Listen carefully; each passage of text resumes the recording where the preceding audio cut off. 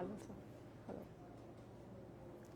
Vanakkam viewers. This is Afrin welcoming you to your Facebook live session presented by SIMS Hospital Chennai and is held on every Wednesdays and Saturdays, and do set your reminders for such informative sessions.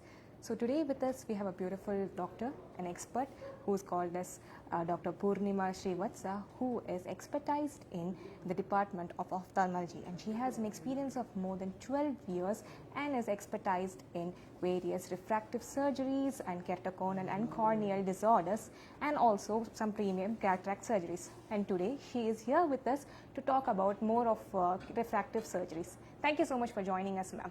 So as I told you about the topic, let's begin by asking what this refractive surgery is all about. Good evening, Afrin. Thank you for the very kind introduction. This is a topic that is very close to my heart. Refractive surgery is the branch of ophthalmology that deals with surgical correction of refractive errors, which is nothing but the spectacle power that you wear. The aim of the surgery is to eliminate, and if that is not possible, at least reduce the dependency of the person on spectacles or contact lenses so that they see clearly. Okay, ma'am, that was very keen, like short. And so what are the refractive surgeries that are required to correct the refractive errors, ma'am? Okay. So let me first start and tell you what are the different refractive errors. Okay. So basically the powers for which spectacles are worn. Most people will develop a refractive error in their young ages, okay, right? This is the growing age of life, and like the body, the eye is also growing. As long as the eye grows in a proportionate manner, okay, the rays of light will focus sharply on the center of the retina and the person will see clearly without the need for using any glasses. But if there is any disproportionate growth during these growing years, whether it is because of environmental factors, genetic factors or hormonal issues or any other issue, then the person develops a refractive error. So in one such cases, if the eyeball is disproportionately elongated, the rays of light focus in front of the retina instead of on the retina, and the person sees a blurry image for distance but sees a relatively clear image for near. This is called myopia or nearsightedness. We treat it by using minus powered concave lenses. Okay. On the other hand, if the eyeball is disproportionately shortened as compared to the ideal normal, then the rays of light will focus behind the retina instead of on the retina, and the person will see blurry image for near and to a certain extent for distance also. This is called hypermetropia or farsightedness, and this is treated by using plus glasses or convex lenses. The third type of refractive error is astigmatism. Here, instead of focusing on a single point, the rays of light, they focus on multiple planes. So they have a power which is different in different axes. That's called astigmatism. It is treated using cylindrical lenses. These cylindrical lenses can be plus lenses or they can be minus lenses. Now these are the common errors, refractive errors seen in young age. In addition to this, you have one entity called as presbyopia. So even if in your young age you've never used glasses, once you go towards 40 years of age, you find difficulty in focusing for near letters, especially reading. And that is because of age-related changes in the lens. And that is what is called presbyopia. So any person who is wearing a glass to see clearly is going to have either one or a combination of one of these four entities. So these are the refractive errors. Okay. And coming back to your question, which refractive error can be treated by refractive surgeries? So there are different refractive surgeries depending on which type of refractive error the person has, what is the amount of refractive error, and depending on the individual measurement of that person's eye, you will formulate a customized plan of surgery for that particular patient. So it is very similar to having, say, a bespoke designer suit which is made just for you. So it is meant to treat that person's refractive error. Okay, ma'am. So now you have told about various eye issues that we all tend to face during the lifelong phases.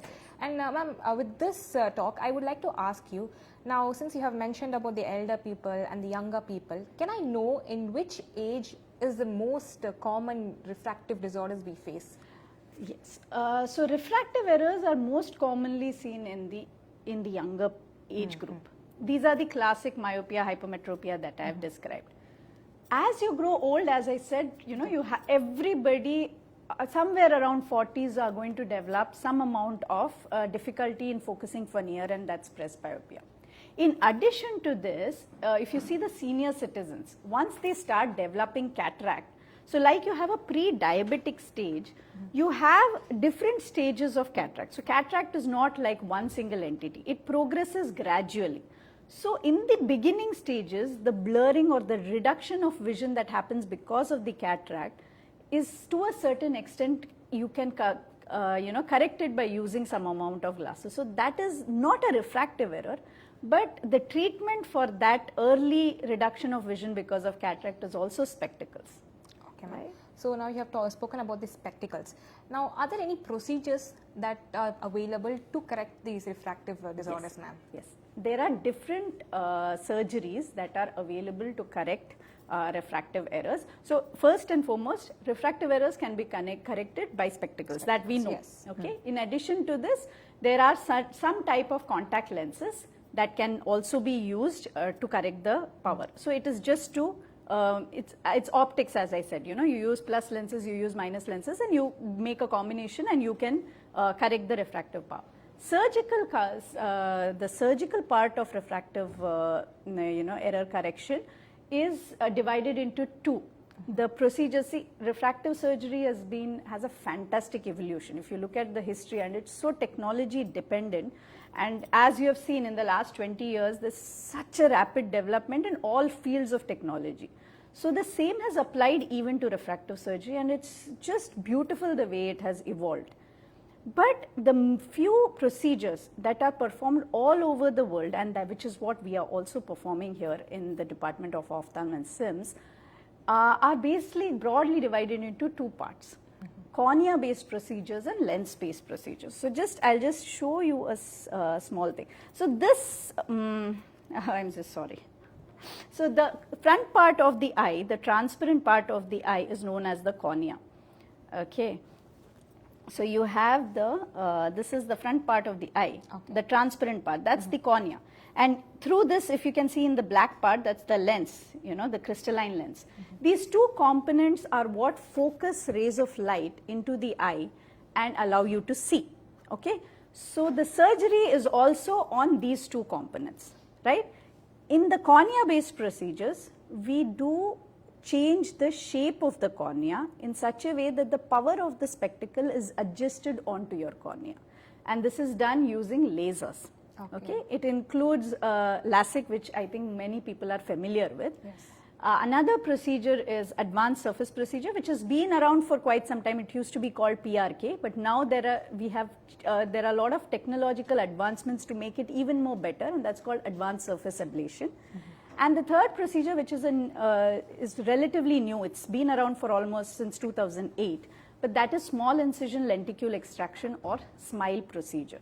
So all these three procedures are done on the cornea. Okay. And the second part of it is when you manipulate the lens so as to correct the refractive surgery. So here you have two types of surgery. One is the phakic IOLs. So here you have, let me just show you. So this is the LASIK surgery, where you create, this is the cornea, and you create a small flap either using a microkeratome or a femtosecond laser, and then you lift the flap. If you can see here, the flap is lifted, and then you use ablative laser to change the shape of the cornea. This laser, as you know, is very precise. It gives you the exact shape that you desire, and that helps you to treat the refractive error in a customized and precise manner. And then once you reposition the flap, and after some days, if you see, it's as if the surgery is just not been done, right? And SMILE consists of, here there is a customized lenticule, a small lens-like layer that is created using femtosecond laser, and it is removed by a very small incision. So phakic IOLs that I was saying, so these are nothing but customized lenses that are manufactured specifically for your size and shape of the eye, and they are placed through a small wound inside the eye in front of the crystalline lens. So you have the lens, and in front of it you have the phakic IOL. So it doesn't do anything to your phakic IOL. So you can consider it to be something like you wear your contact lens and you remove it. So if somebody puts a specialized contact lens inside the eye, and it just stays there, you don't have to remove it, you don't have to put it, nothing you have to do, it will stay there until it is surgically removed. That is phakic IOL. And the second one would be a refractive lens exchange. So there are a few people in whom there might be some aberrations or very early cataractus changes or a congenital cataractus component. In such patients, we will remove that lens, the lens that is already there, and instead place an artificial lens. So basically, refractive lens exchange is cataract surgery in the absence of cataract or in the presence of very insignificant cataract, right? So in fact, because of this, every cataract surgery has the potential to be a refractive surgery.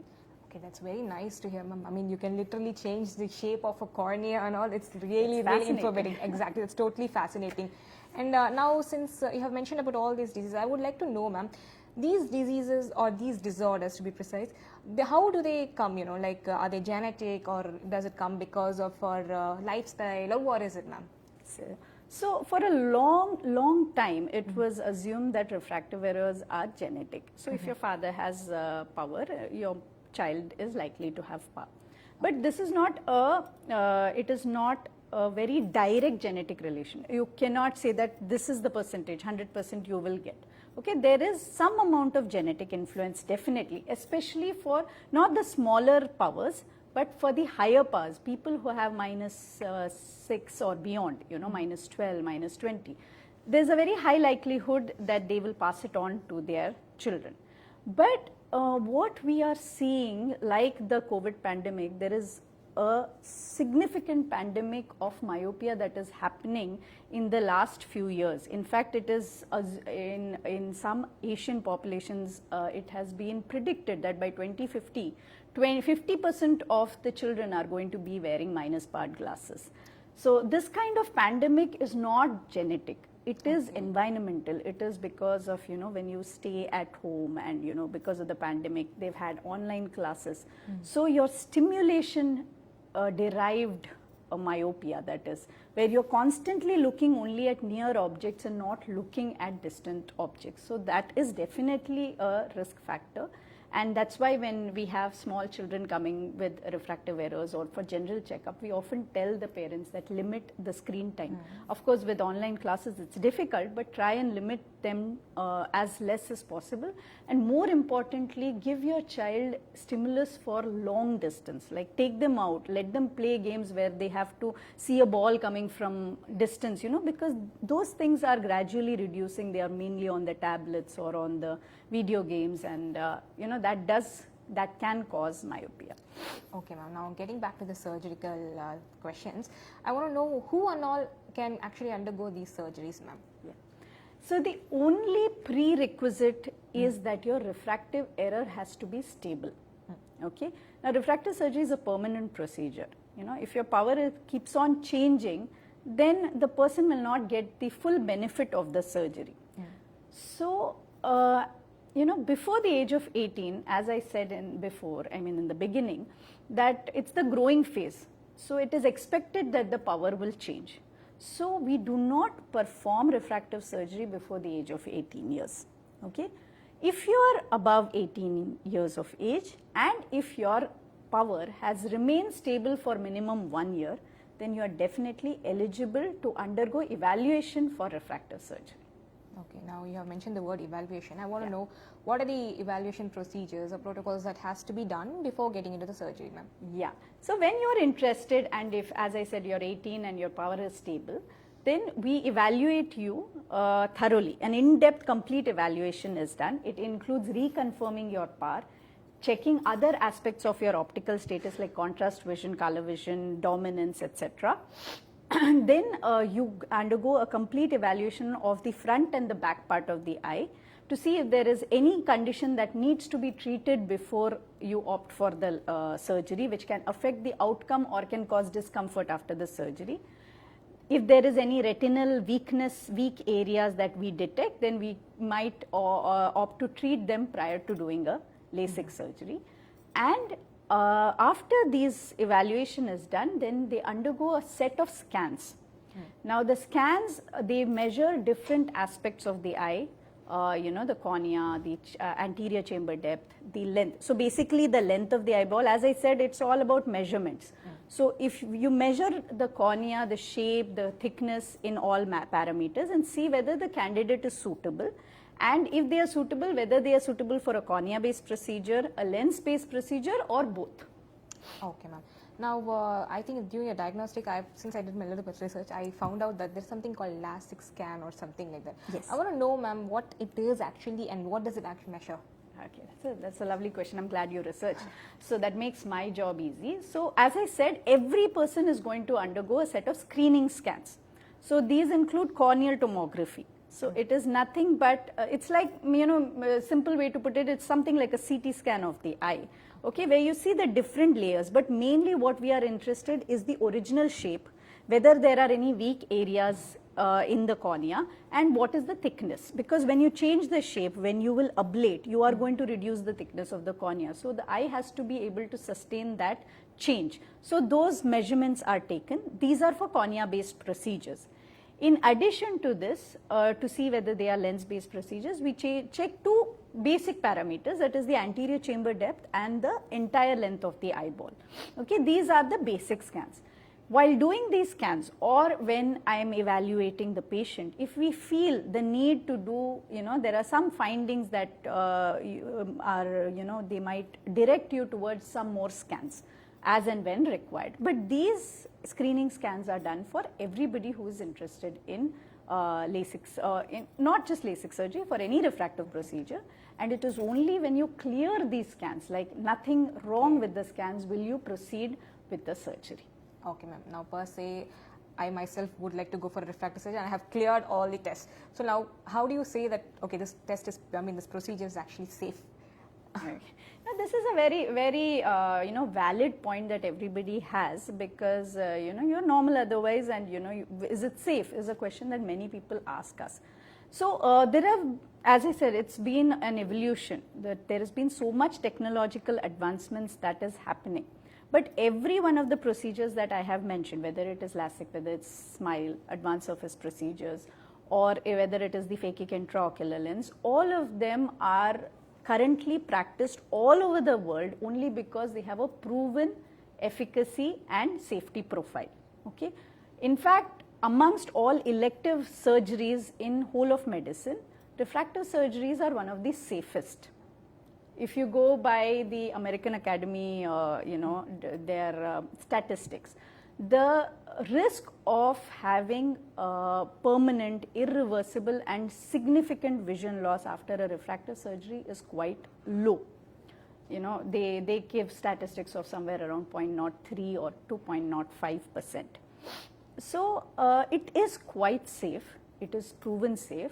And in addition to this, as I said, every patient interested in refractive surgery that walks into our clinic, we make it a point to do a thorough evaluation of them so that you do not miss any risk factor or contraindication for the surgery.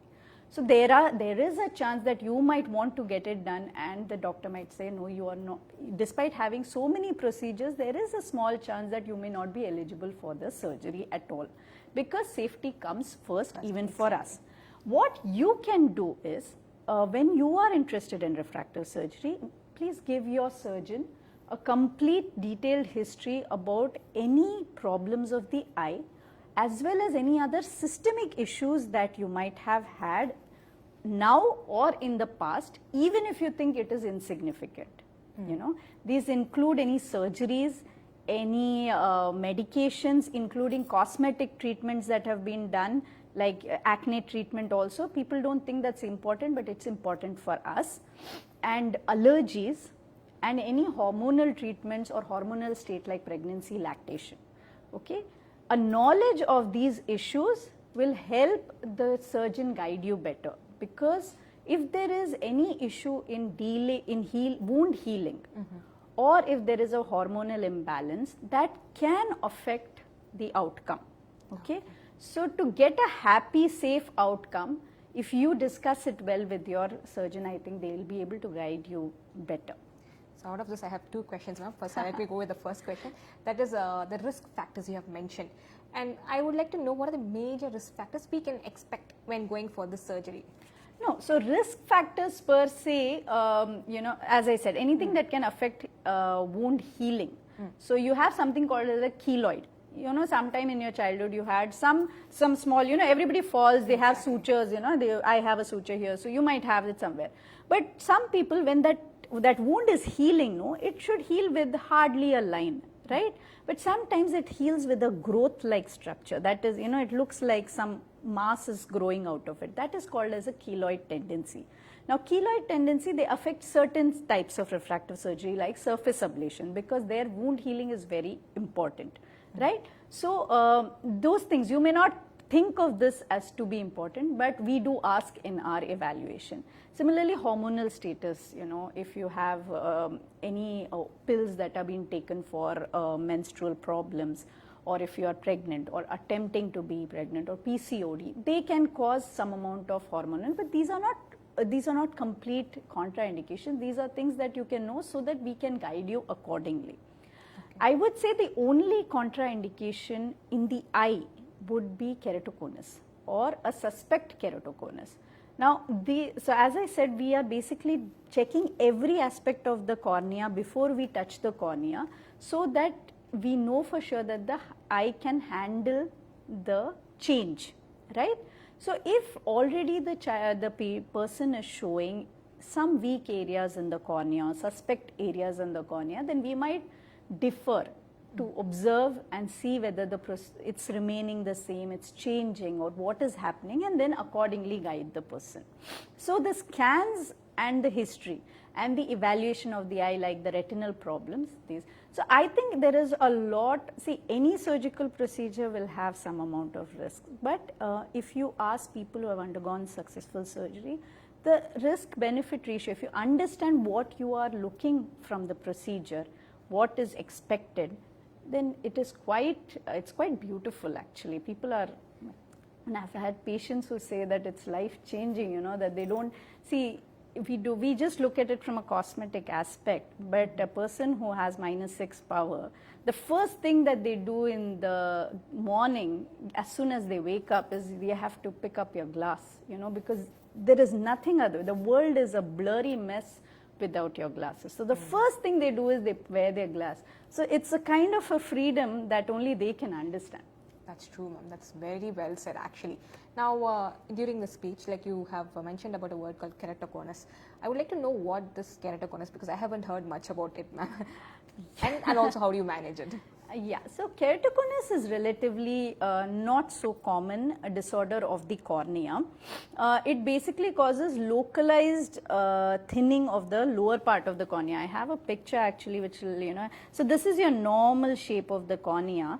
And you see this bulging part of the cornea even here in the normal eye. So of course this is an advanced picture, because only when it is this advanced can you appreciate like this. But basically that localized area of the cornea becomes weak and it starts bulging out. Okay, and it is progressive. Once it starts bulging out, it will progressively increase. And it will cause initially visual distortion, but over a period of time that the diminution in vision becomes so bad that the only way of treating it becomes corneal transplantation. So while it's uncommon, it is quite serious. Now why it is good to be aware of keratoconus is because of two reasons. Reason number one is that, and both are related to refractive surgery. One is, if you already have some signs of keratoconus, then you are not a candidate for cornea-based refractive surgeries. Okay, there are some other ways of trying to reduce your dependency on glasses, but again that requires an in-depth evaluation by your doctor. But that is one part. So if you have keratoconus, early or advanced, you are not a candidate for cornea-based refractive surgery. And the second thing is, we see a kind of increase in keratoconus patients. One of the reasons for which is these scans that we routinely do for any refractive surgery, it is the same scan that is used to diagnose keratoconus. So when you do these scans, now these are normal patients who think they have nothing, and then if you see something, you are diagnosing keratoconus at a much earlier stage when it is almost looking normal, you know. It's looking as normal as this, and you are diagnosing them at that stage, in which case it is curable. So keratoconus is a condition which when progresses, it requires transplantation, but if you diagnose it really early, even before the symptoms are felt by the patient themselves, it is completely treatable, right? But even if you have developed symptoms and there is some amount of permanent damage, it can still be controlled and progression can be stopped if you can find them at that stage. So what is required for that is an awareness. If the patients don't know, then they don't come, you know, because screening in a younger population, all people, you know, in the older age groups, they come for glaucoma, they come for diabetic screening. But in younger population, unless they come for your glasses, usually they will not come for general checkup, okay? So, and even in this general checkup, it can sometimes be missed by the doctor also, because in the initial stages, there are absolutely no symptoms, no signs. You require very high index of suspicion. So what the patient can do from their point of view is, if they are having any ghosting images, so you know, reduced image in the night time when there is a reduction in contrast. If you are seeing in a dim light, if you are seeing a bright object, say the moon or a candle light, if you are seeing not one but multiple, you know, like a disorganized multiple sets of images, it's called ghosting, you know. You can see like, instead of seeing one moon, you see like a couple of multiple moons in a disorganized pattern. Or if you're looking at a point source and that seems to be dragged down or to the side, like a full stop becomes a comma or a comma, right? That is, you know, that means that you may have keratoconus and requires evaluation. But these are often, you know, many people don't notice it, or it may develop quite late. One thing that if you are having a rapid change of power, you know, usually we call after 6 months, and even then the power change may not be that great. But if there's a rapid change of power and a significant change of power, if there is difference in the two powers, like one eye has got a high power and the other is relatively normal, especially the cylindrical power that we talked about. So you have a power only in one plane. If you have a cylindrical power and it is different in the two eyes, then you should get yourself screened for keratoconus, right? And if you have any kind of these ghosting images or any light that seems distorted or streaked, then you should screen for keratoconus, because as I said, in the early stages when you don't even develop symptoms, it is fully curable. But even if you develop symptoms and you come, you can control it, because you know, you don't want to go for a corneal transplant. So that is best avoided. That's very true. It was like very beautifully have stated everything about this keratoconus, which is very underrated. Not many people actually know about it.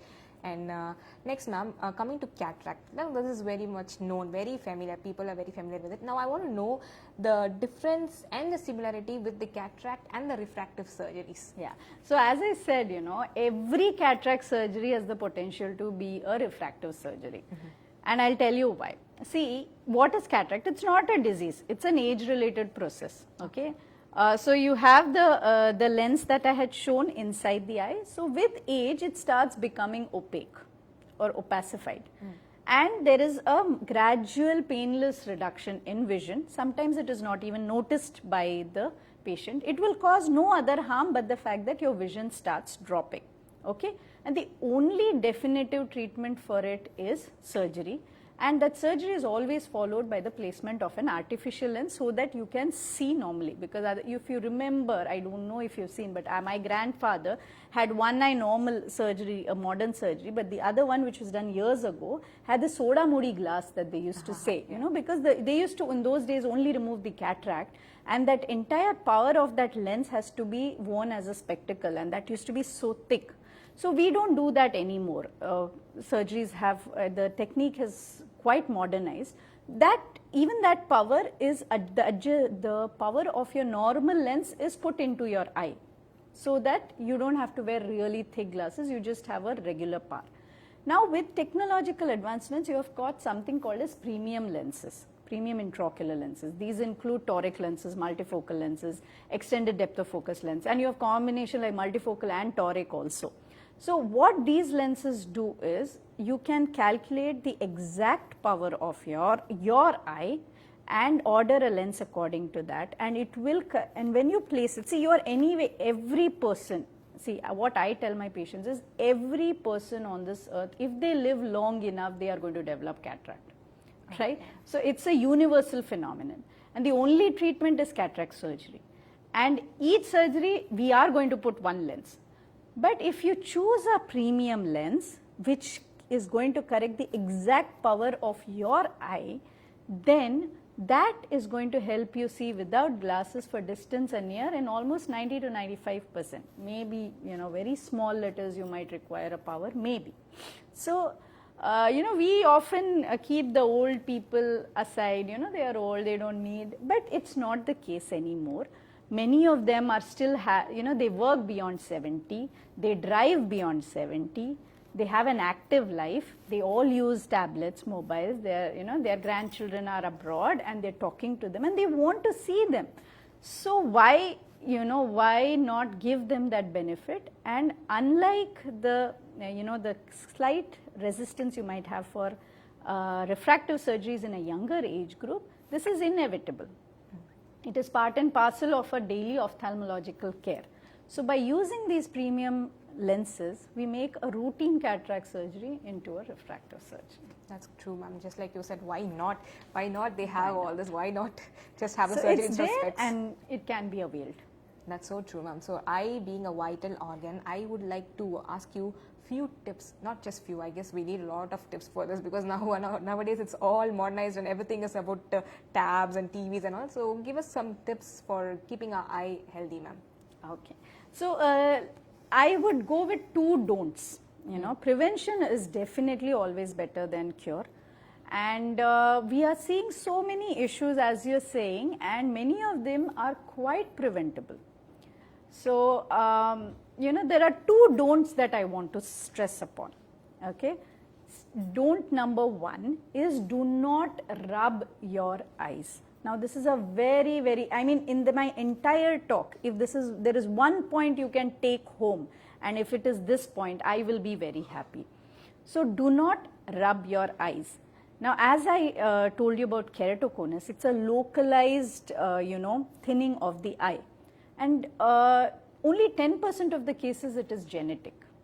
In 90% of the cases it is not known. And I told you that while it is an uncommon disorder, it is gradually increasing in incidence. We are seeing more and more cases. One part is because we are detecting them early by doing the scans. But there is one more component, that many of these patients are having, you know, they may not have developed keratoconus otherwise, or had an aborted keratoconus episode. But because of this habit of rubbing the eyes, you know, imagine if you take a wall and you take a small hammer, but with that hammer daily, if you keep on hitting at the same location, you know, day in and day out, everybody comes and hits, eventually even that will show some amount of damage.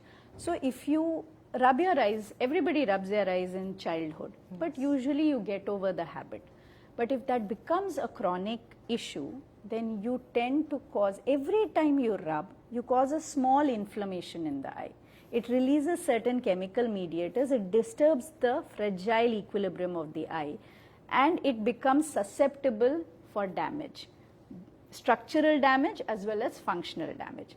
So if you keep on rubbing, and keratoconus is a prime example. So the risk factors, you know, avoidable risk factors of keratoconus, if, you know, I think I missed that point in my, you know, when I was talking about keratoconus, is if you avoid rubbing your eyes as a habit, and if you are rubbing your eyes because you are having constant irritation, allergies, to get it treated, maybe, you know, in a 10 to 20, 30% cases, you can reduce the incidence of keratoconus. It's completely preventable part of it, right? So, do not rub your eyes, and this is again very important for children, you know, because as I said, children, they have a habit of, and it usually they overcome it. But sometimes it stays. If they get stressed, they rub their eyes and it becomes a habit. So, and in children, you know, with their fragile eyes, it is even more dangerous to, you know, you can get some serious issues because of eye rubbing. And in adults, even if you're not developing keratoconus, that localized inflammation and the mediators that are released in the eye, they cause a lot of discomfort. You know, there's so many people coming with dry eyes because of different factors, but eye rubbing is again one of them. So eye rubbing is something that can be definitely avoided. But you know, I feel like rubbing, what do I do? So you can, so if it is just a mild irritation or a habit, you can blink. Especially when we start looking at screens, we stop blinking. So we have to make a habit of blink. Okay. Yeah, you can close your eyes and you can splash cold water on your face. Okay, and you can use lubricating drops. Quite a lot of people nowadays routinely use lubricating drops and they have it with them. So you can just put a drop and close your eyes. And if none of this works, if you are having itching, you can just go to your doctor and they'll give you medicines required, but do not rub your eyes. That is the first don't. The second don't that I would stress upon is don't wash your eyes. So I know, you know, that exact expression is what I get from my patients. They feel shocked because that is what they've been taught, that is what they've practiced all their life, and that is what they think is actually good for them. Okay, so you can splash water on your face with your eyes closed, but never wash with your eyes open. Very simple two logical reasons for that. You want water, you're really thirsty, will you drink salt water? No. Even if you're really thirsty in the middle of the sea, there's no other water available, you have to drink water to survive, will you drink salt water? Definitely. The same way, if you've tasted your tears, it is salty. Salt, yeah. So basically, your eyes are constantly bathed in tears. Those tears have a definite pH, it has a definite osmolarity. It has nutrients. In fact, cornea receives 50% of its nutrition from the tears. Okay, this tear is responsible for maintaining sharp vision. You know, when you say that you have blurry vision because of the screens, computer vision syndrome, that is because you keep staring and the tear is no longer there and you need to blink and then you'll get the tear. It is that important. That little 5 microliter of tear in your eye is very, very important. It has nutrition, it has anti-inflammatory factors, and it protects your eye.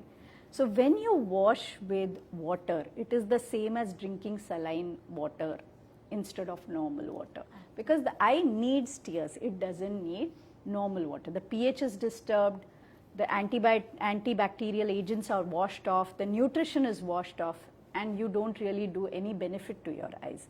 That small amount of relief that you feel because of the coolness of water, you can easily achieve that by splashing water with your eyes closed. So these are the two don'ts that if my viewers, you know, they take it with them, I'll be very happy. Amongst the do's, I think anything that will give you a healthy, balanced life will be good for your eyes. So, you know, eat a balanced nutrition that has everything. I always stress on balanced and not, you know, the definition of healthy keeps changing with the fads. Okay, keto, vegan, paleo, there's so many things. But healthy, balanced diet, it should have everything in requisite composition. You have to eat on time. You have to sleep well, right? But for the eyes, besides sleep, there's one more rest from screen time. So, you know, if they are less than 2 years old, children should not be exposed to screen at all. The only screen that I allow is video calls, maybe, you know, because they are more, they are not focused on the image, they are focused on the people. After 2 years of age, it has to be restricted to 1 hour and not more than that. As the child grows, you know, they start using screen time, it will be as, you know, limited to the school hours, school work, and not more. And for every hour of, you know, online or screen time, you have to have half an hour to 1 hour of outdoor time. So imagine if you're making your child sit for 6 hours, you have to give him 6 hours of outdoor play also. Right? Yeah. And for adults, you know, take breaks. There's a 20-second rule that everybody knows but nobody practices. Every 20 minutes, for 20 seconds look at an object which is 20 feet away. So rather than constantly being on the screen, look at whatever is the most distant part of that room, and if you have a window, look outside. If there's greenery, look at it. When you're on the phone call, don't look at the screen. You know, you're not, anyway, you're not looking at, you're not working. Yes. You're looking at the screen and you're talking and thinking about something else. So look outside, walk as you speak.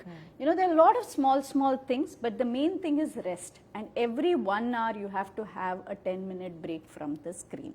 So screen time. What else? Sleep, screen, sunlight exposure, especially in children, and preferably within an hour or two after the sunrise, you know, because after that the protective UV rays are no longer there. So you want, it's in that nascent, when the sunlight is not harsh, when it is comforting, that is the time you need to expose yourself to sunlight.